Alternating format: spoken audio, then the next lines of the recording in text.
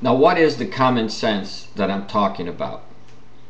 Common sense tells us, who in their right mind in this world would allow one man to control everything in the world as far as the economy is concerned? On a normal situation, people around the world would find this very offensive and they wouldn't go along with this.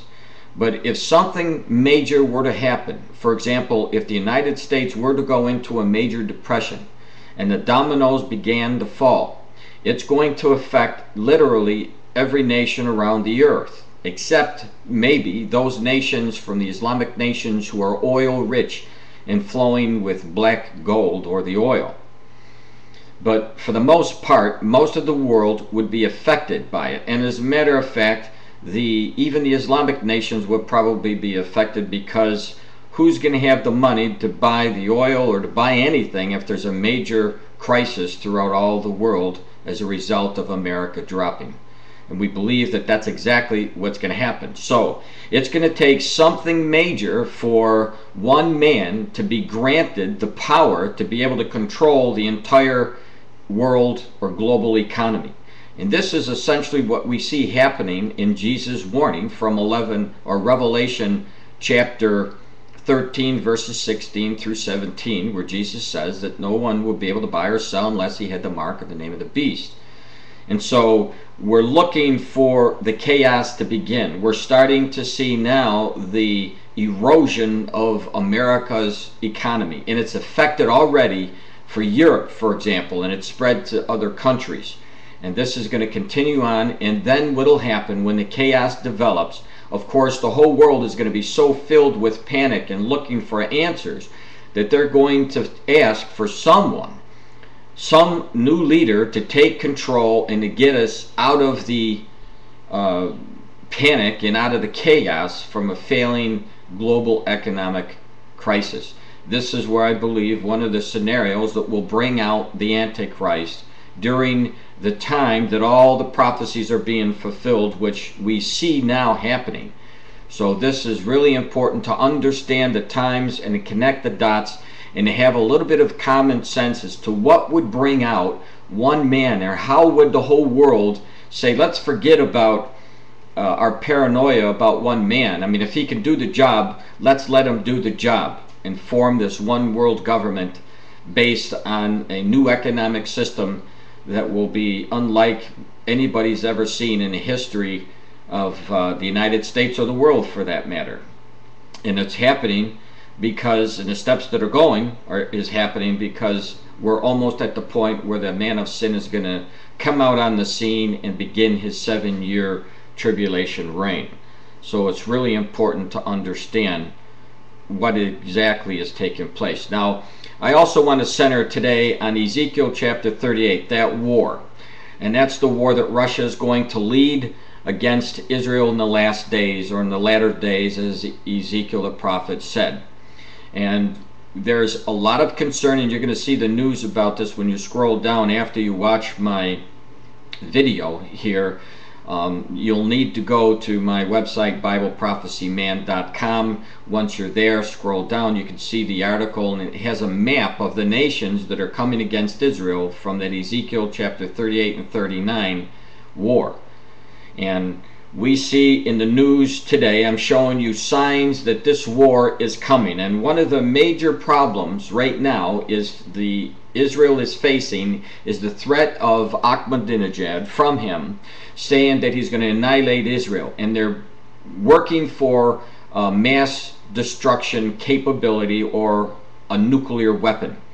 And as you read the article today, you'll find out that they believe that they have enough fuel and they'll be able to actually assemble a bomb within 2 years. Now, I've had other articles that said that they will probably do this even before the 2 years. So we just know that Israel knows that they're going to have to make a move. And when you read the articles today, you're going to find out that they're talking about a preemptive strike by Israel against Iran. Israel is running out of time. They know it. And they are taking what Ahmadinejad has said of annihilating the nation of Israel seriously. They're not going to go through another Holocaust like they did before or during the World War II. So they're very adamant about doing what they said that they were going to do, and that was to stop this program before it started. Now, I'd like to, if you can, scroll down and you could look at the map, and on that map you will see the nations that were named in the Old Testament. And underneath there, I will give you the modern day names. For example, Iran in the Old Testament was called Persia, today they're Iran. And this will help you to understand exactly what countries are coming against Israel in the latter days.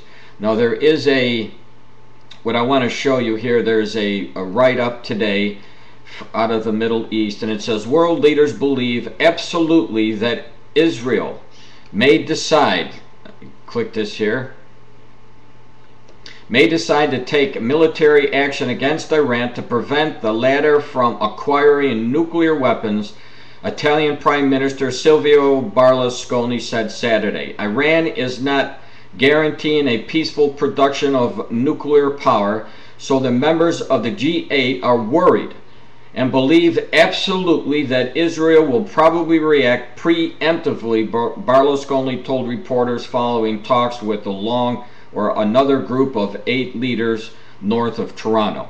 So we're seeing the signs of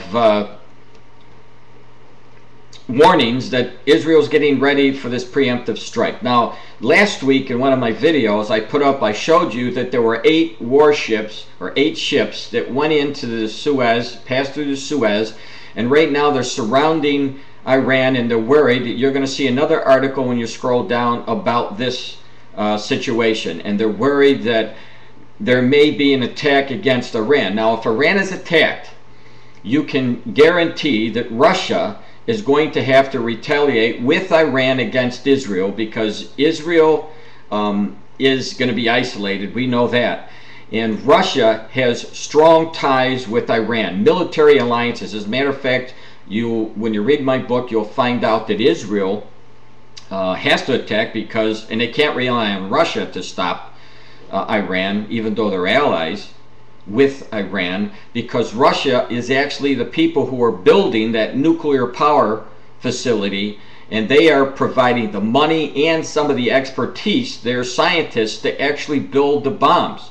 So whatever you hear in the news saying Russia is going to come against Iran and stop them, believe me, we know that there's a hook put in the jaw, because in Ezekiel chapter 38 we see that the hook will be coming into the jaw of Russia and drag them into this battle.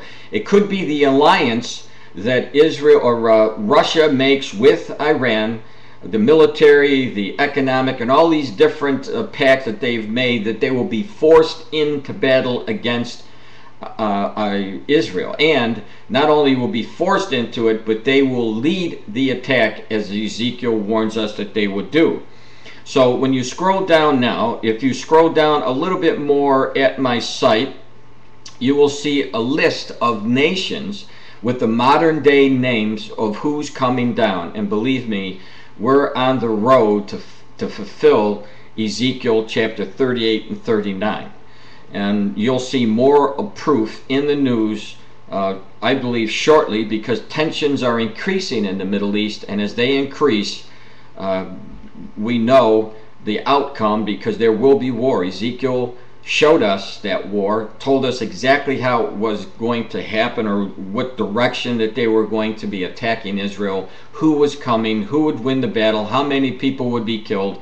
It's all laid out in detail for you there in that chapter. So take a look at it. Now, if you don't understand some of the names, you could read chapter 10 in my book, and it'll give you simple details of what's going to happen there. But I would recommend you stay with the Bible and read Ezekiel 38 and 39.